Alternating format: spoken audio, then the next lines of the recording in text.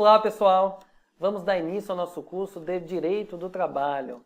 Meu nome é João Magalhães, professor de Direito do Trabalho aqui do curso professor Alan Vinícius.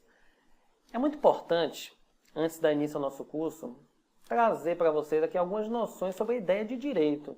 Então, direito, a distinção entre direito público e direito privado, e também visualizar como o direito do trabalho ele se encaixa, ele se insere nessa divisão dos ramos jurídicos. Uma ideia interessante para pensarmos em direito é a noção de que não existe vida em sociedade sem que haja direito. Então, isso é uma ideia básica de que o direito ele visa regulamentar as relações sociais. Então, onde nós temos sociedade, nós precisamos ter regras de conduta, regras que vão disciplinar essa vida em sociedade. Então, o direito ele pode ser conceituado como conjunto de princípios e o conjunto de regras que visam a regulamentar a vida em sociedade. Esse direito, ele costuma ser dividido em direito público e direito privado. É uma distinção muito mais didática para a gente que estuda, a gente que faz concurso. Existe essa distinção entre direito público e direito privado, porque na verdade o direito é um só. Nosso país, por exemplo, o Brasil, ele tem lá o ordenamento jurídico, um conjunto de leis, sejam leis de direito civil, direito do trabalho, direito penal, direito constitucional. Todas essas leis, todas essas normas, elas se juntam e fundam o ordenamento jurídico, fundam o direito brasileiro. Então, na verdade, essa distinção é uma distinção muito mais didática, porque na prática as normas jurídicas são um emaranhado de leis que se juntam e que interagem entre si. Como é que a gente divide o direito público do direito privado? O direito público, ele tem a ideia de ser um ramo do direito em que há uma relação envolvendo o Estado. O Estado ele participa do direito público, ele participa com a ideia de superioridade jurídica. Então é isso que caracteriza o Estado. O Estado ele representa o interesse público. Mais do que o interesse isolado de um cidadão, de uma pessoa, ele representa o interesse de toda a sociedade. O interesse público. Daí porque o direito confere superioridade jurídica ao Estado. Não é à toa que o Estado é regido pelos princípios da supremacia do interesse público sobre o interesse particular e também o princípio da indisponibilidade do direito público. Então, quais são os ramos de direito público? Direito administrativo, direito constitucional, direito penal, direito tributário. São ramos do direito na qual o Estado ele age com superioridade jurídica em relação ao cidadão. Não é à toa que muitas vezes as normas de direito público são muito mais normas defensivas, normas que visam defender o cidadão contra a atuação do Estado. Por exemplo, direito penal. Não há crime sem lei anterior que o defina. É a ideia de que para que haja um crime tem que haver uma lei prévia. Então é uma forma de defender o cidadão contra o Estado. Isso é o que caracteriza o direito público. Já o direito privado é diferente. O direito privado ele se caracteriza pela existência de relações entre particulares. Então, ao contrário do direito público, que é permeado pela relação envolvendo Estado e cidadão, no direito privado nós temos entes particulares atuando entre si. Então, quando nós pensamos no direito civil, por exemplo, um sujeito vende um imóvel para outro sujeito. Não tem um Estado na relação jurídica. A relação é entre comprador e vendedor. Da mesma forma, direito do consumidor, direito empresarial, e especificamente aqui que nos interessa, o direito ao trabalho. É isso mesmo. O direito ao trabalho, ele é um ramo do direito privado. Porque o direito ao trabalho, ele envolve empregado, essa é a relação básica do direito ao trabalho, empregado e empregador. Essa é a noção básica do direito ao trabalho. Alguém contrata uma outra pessoa para lhe prestar serviço. E se obriga a remunerar, se obriga a pagar salário. Então essa relação jurídica é a base do direito ao trabalho. Daí porque o direito ao trabalho é um ramo do direito privado. Não tem Estado nessa relação jurídica. O Estado ele não participa, ele não faz parte diretamente do direito ao trabalho, no sentido de que ele não é parte. O direito ao trabalho tem duas partes, empregado e empregador. Ok? Como é que eu poderia então conceituar o direito ao trabalho? A gente já sabe que ele é um ramo do direito privado, é um ramo do direito privado. Eu poderia conceituar o direito ao trabalho como conjunto de regras e princípios, que venham a disciplinar, cujo objetivo seja disciplinar as relações de trabalho. Então, sem dúvida alguma, esse é um bom conceito de direito do trabalho. regras e princípios que venham a regulamentar as relações de trabalho. Relações de trabalho. Direito de trabalho, todos nós sabemos, é um ramo muito importante na sociedade. Se formos estudar o histórico do direito do trabalho, perceberemos isso. O direito do trabalho ele surge quando? Ele surge numa perspectiva histórica, lá por volta do século XIX, século XVIII, lá no âmbito da Revolução Industrial, no auge da Revolução Industrial. É o momento em que há uma acumulação de capital e as indústrias estão com sua força total, com seu desenvolvimento total. O que acontece naquela época, pessoal? O que acontece na época da Revolução Industrial? As empresas conseguem um desenvolvimento imenso, é verdade, mas elas fazem isso à força de uma grande exploração do trabalhador. Os trabalhadores naquela época chegavam a trabalhar 16 horas por dia. Eles não tinham os direitos que nós conhecemos hoje, como direitos de férias, direito a intervalo intra-jornada, direito a descanso remunerado. O trabalho infantil era amplamente utilizado, inclusive com crianças pequenas de 5, 6, 7 anos. Então não havia o mínimo de direitos trabalhistas, não havia o mínimo de direitos sociais. É nesse contexto que o direito do trabalho surge. O direito do trabalho ele surge com a ideia de que a exploração dos trabalhadores estava em um nível absurdo. Tanto é que surgiram teorias comunistas, socialistas. Então a ideia do direito do trabalho, sem dúvida alguma, é uma ideia de proteção. É importante nós termos essa noção, porque vamos estudar depois o princípio da proteção. A ideia do direito do trabalho é a ideia de proteger o trabalhador, já que o trabalhador é a parte mais frágil da relação jurídica. O trabalhador é o que nós podemos chamar de parte hipossuficiente. Ele é mais frágil, sem dúvida alguma. De um lado, nós temos uma empresa com poder maior, poder político, poder econômico, o poder de contratar e de dispensar o trabalhador, e de outro lado, nós temos alguém que depende daquele emprego. Nós temos alguém que depende daquele emprego para o seu sustento e para a sua família. Daí porque, como o trabalhador é a parte mais frágil, o direito ao trabalho surge como uma forma de proteger esse trabalhador. Esse é o histórico, essa é a função, essa é a origem do direito do trabalho. O direito ao trabalho ele tem também uma divisão. Pode ser cobrado na sua prova a divisão existente no direito do trabalho. E que divisão é essa, João? Bom, o direito do trabalho ele pode ser dividido em direito individual do trabalho, vou colocar aqui DIT, e direito coletivo do trabalho. Então, direito individual e direito coletivo. Qual é a diferença entre direito individual e direito coletivo? Ora, o próprio nome já é meio que autoexplicativo. O direito individual, ele visa a regulamentar relações de trabalho de cunho individual. Então aqui eu tenho um trabalhador isoladamente considerado. Eu tenho um trabalhador isoladamente considerado na relação com o seu patrão. Então é a relação individual que existe entre empregado e empregador. Isso é o que caracteriza, isso é o que é objeto de estudo do direito individual do trabalho. E o que é que diferencia o direito individual do trabalho do direito coletivo? O que diferencia, pessoal, é a dimensão. Enquanto no direito individual nós temos uma dimensão individual do trabalhador isoladamente considerado, no direito coletivo do trabalho nós temos os trabalhadores reunidos. E aí nós podemos falar da atuação de sindicatos, atuação de entidades sindicais. Os sindicatos e as empresas, elas negociam no âmbito do direito coletivo do trabalho. Essa é a diferença. O direito individual, relação do empregado com seu patrão. Direito coletivo, relações coletivas de trabalho.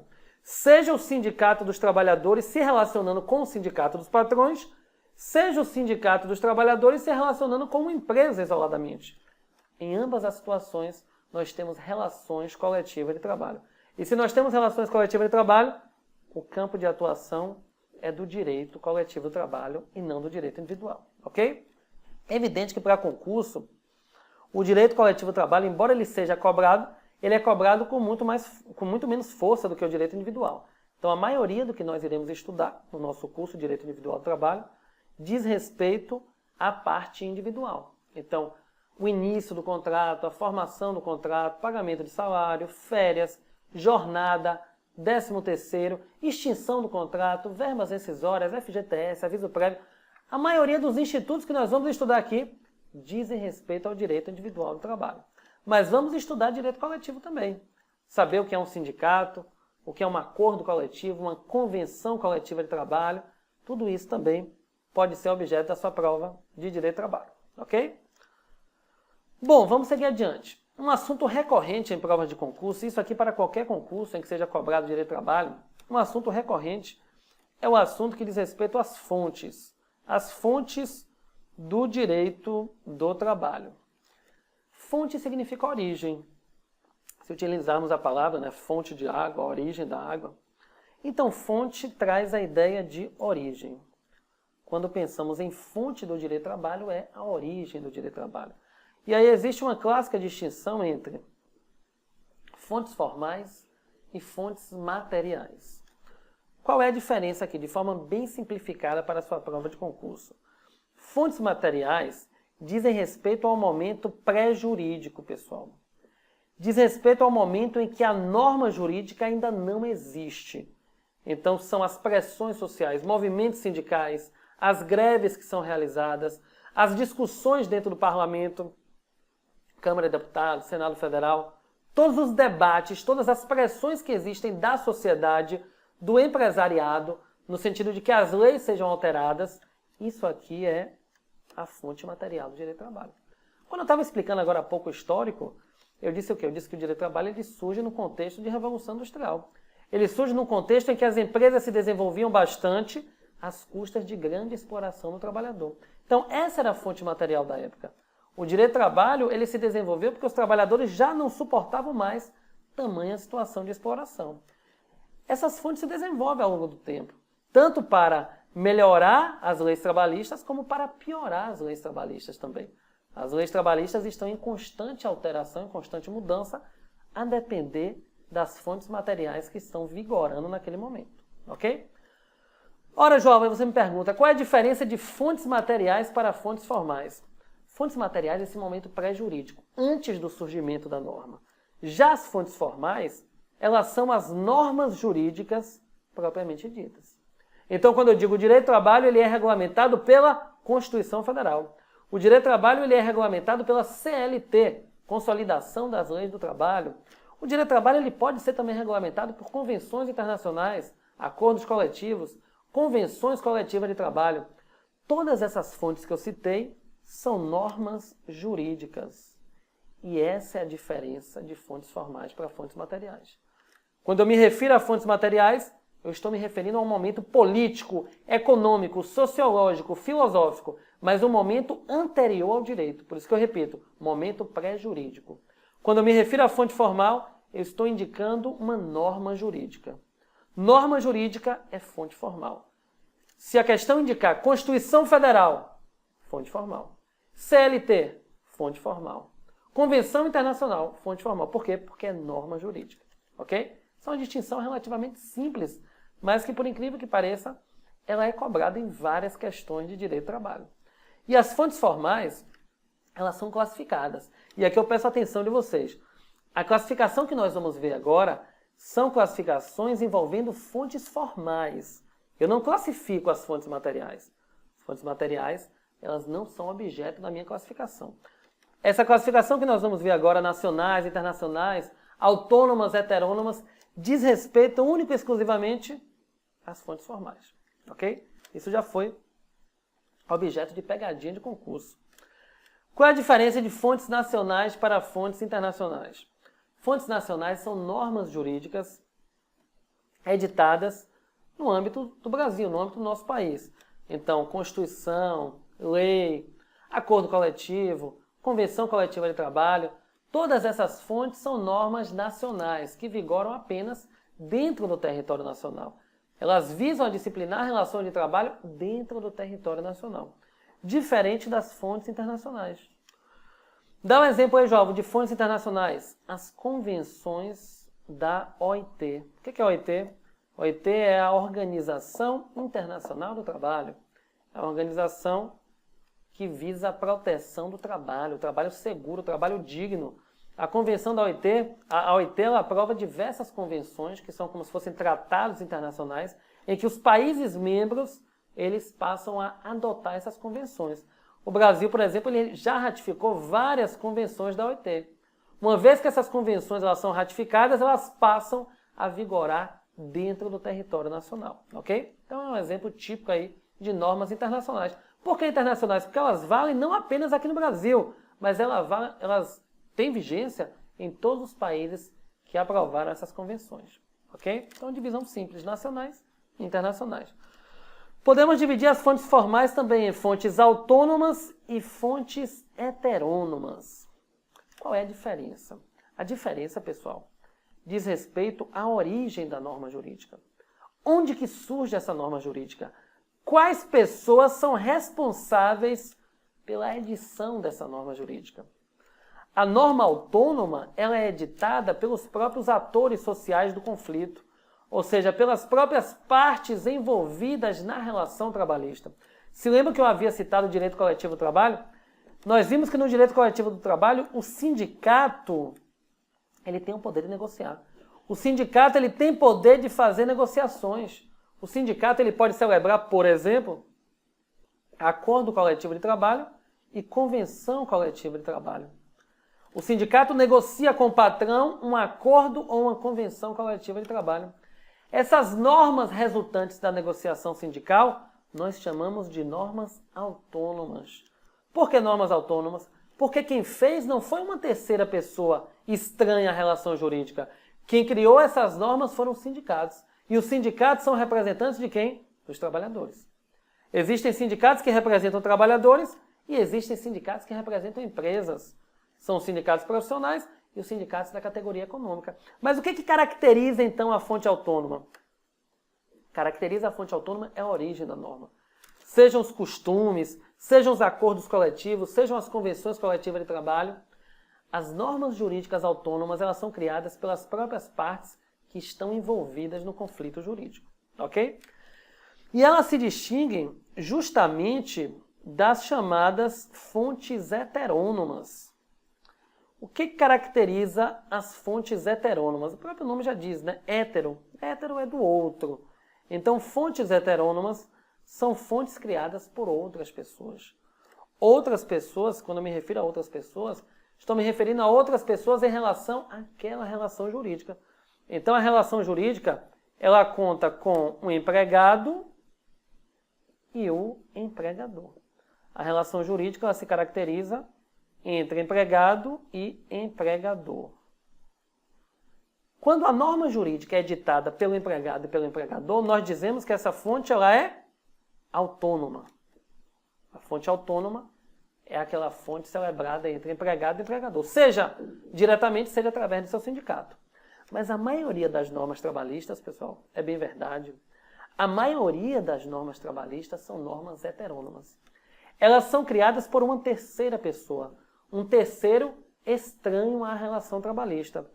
Esse terceiro é o Estado.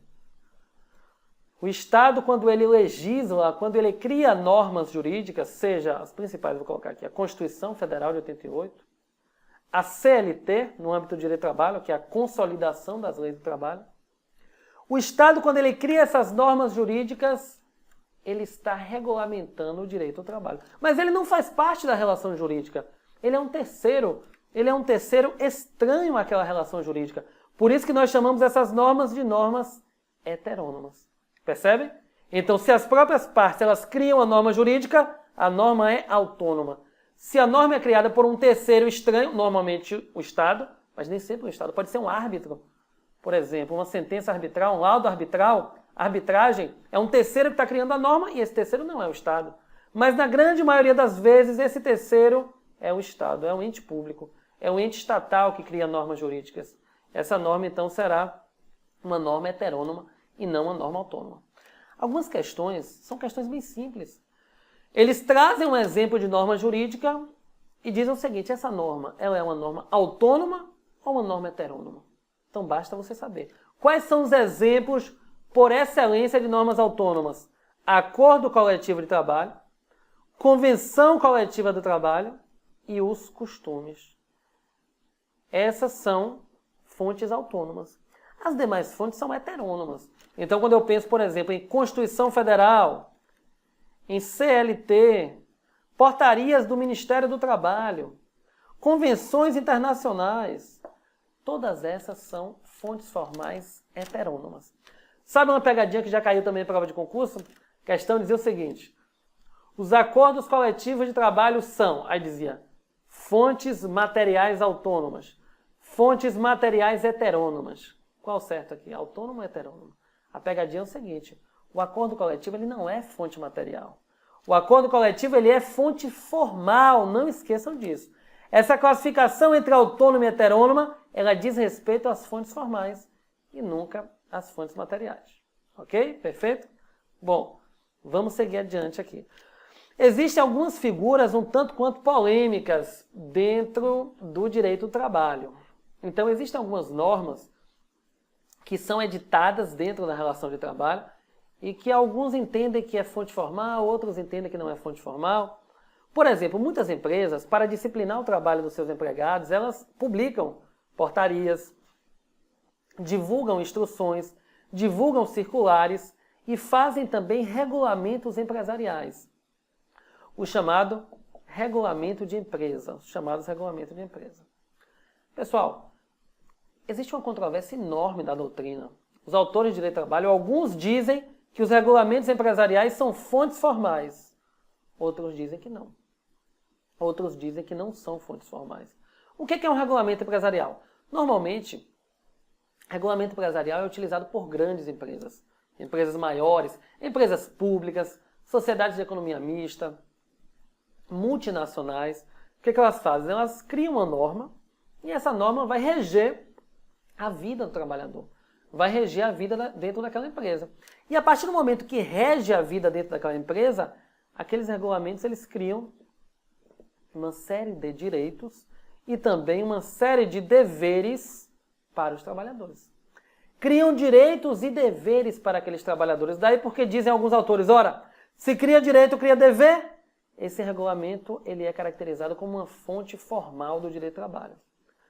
Mas percebam que prevalece, principalmente em questões de concurso, é de que o regulamento ele não é fonte do direito do trabalho. Apesar dessa divergência, e aí na época vale a pena você estudar o posicionamento da sua banca examinadora, que pode mudar, a depender da Fundação Carlos Chagas, do CESP, da SES Gran Rio. Você tem que pesquisar qual é o posicionamento na época, até porque esse posicionamento muda também, da sua banca examinadora.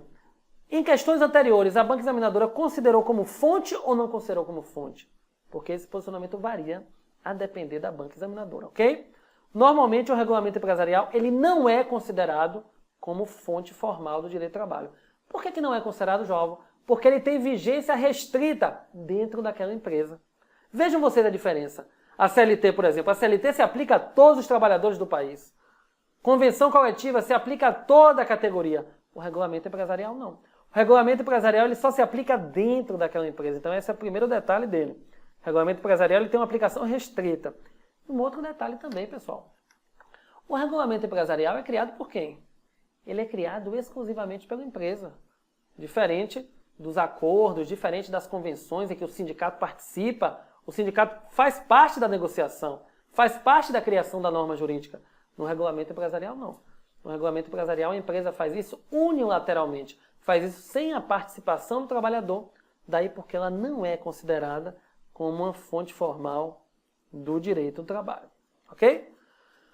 Outro detalhezinho aqui, sentença arbitral. A sentença arbitral também é considerada uma fonte formal do direito do trabalho. Cada vez mais ganha força a arbitragem. O que é a arbitragem?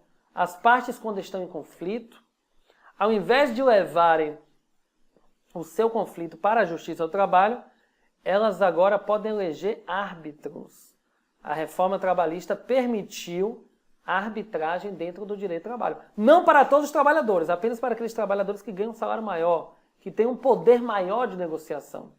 Então, essas partes, se elas tiverem algum tipo de conflito, elas não vão ajuizar uma ação perante a Justiça do Trabalho. Elas vão procurar um árbitro, uma terceira pessoa escolhida por elas para resolver esse conflito. Esse árbitro, ele atua principalmente em conflitos coletivos de trabalho.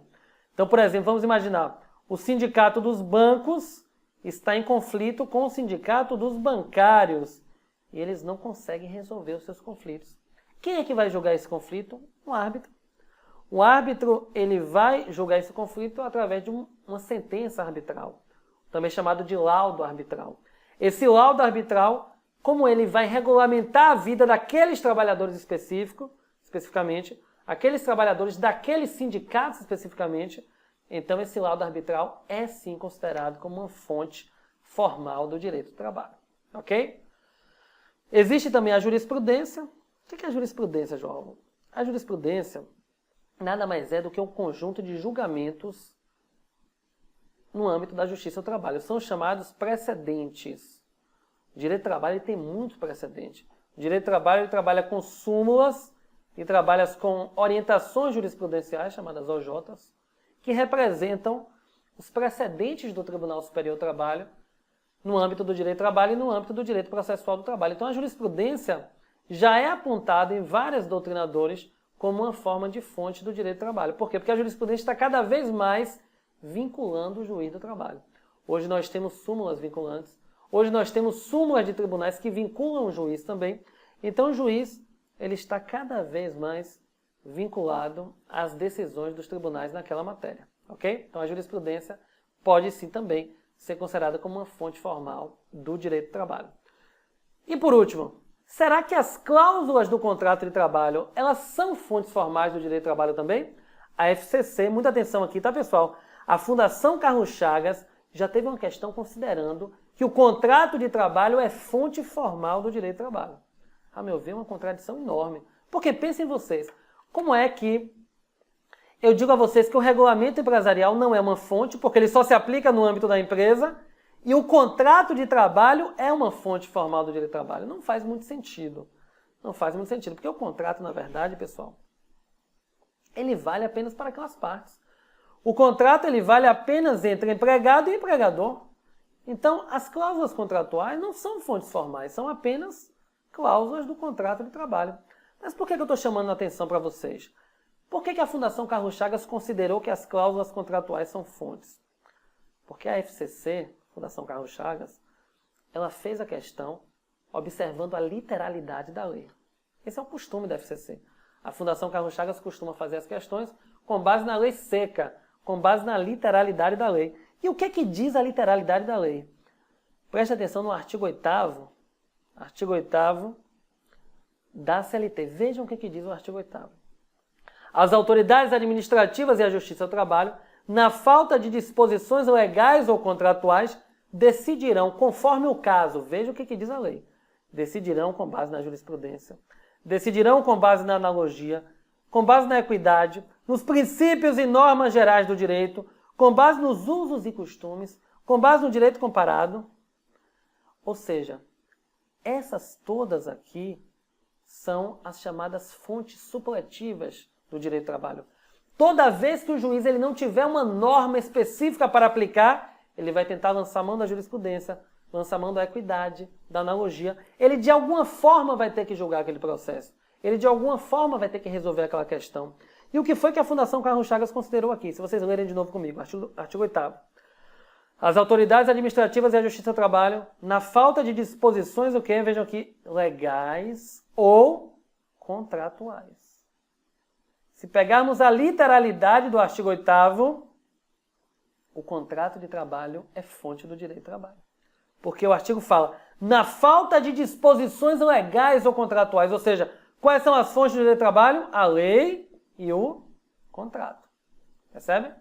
Então a própria CLT dá margem a você entender que tanto a lei como o contrato são fontes do direito do trabalho. Outro detalhezinho que também é muito cobrado em concurso.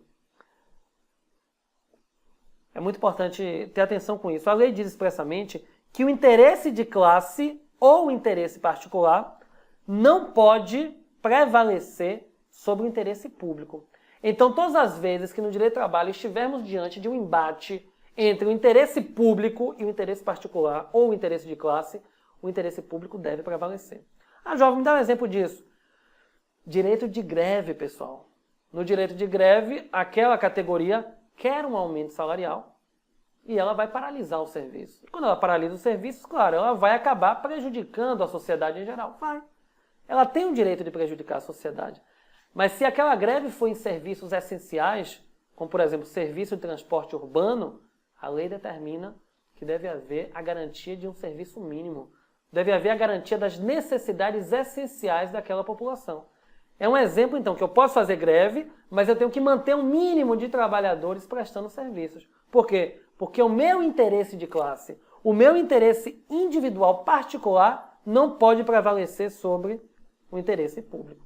Então, essa é uma noção muito importante que temos que ter dentro do direito do trabalho. Ok? Para finalizar, então, nossa primeira aula, essas são as fontes supletivas do direito do trabalho. As fontes supletivas, então, do direito do trabalho, em resumo, jurisprudência, que são os precedentes dos tribunais trabalhistas, analogia, que é quando o juiz do trabalho ele aplica uma norma para uma situação parecida, então ele aplica analogicamente uma norma. Temos também como fonte supletiva a equidade, que é a ideia de julgar com o ideal de justiça. O juiz ele faz, às vezes, um abrandamento da norma para aplicar essa norma com justiça ao caso concreto. Princípios e normas gerais do direito, vamos estudar ainda os princípios do direito do trabalho. E, por fim, os usos e costumes, que são práticas reiteradas dentro da sociedade. Então, essas aí são as fontes formais e também as fontes materiais do direito do trabalho. Bons estudos, então, e até a próxima aula.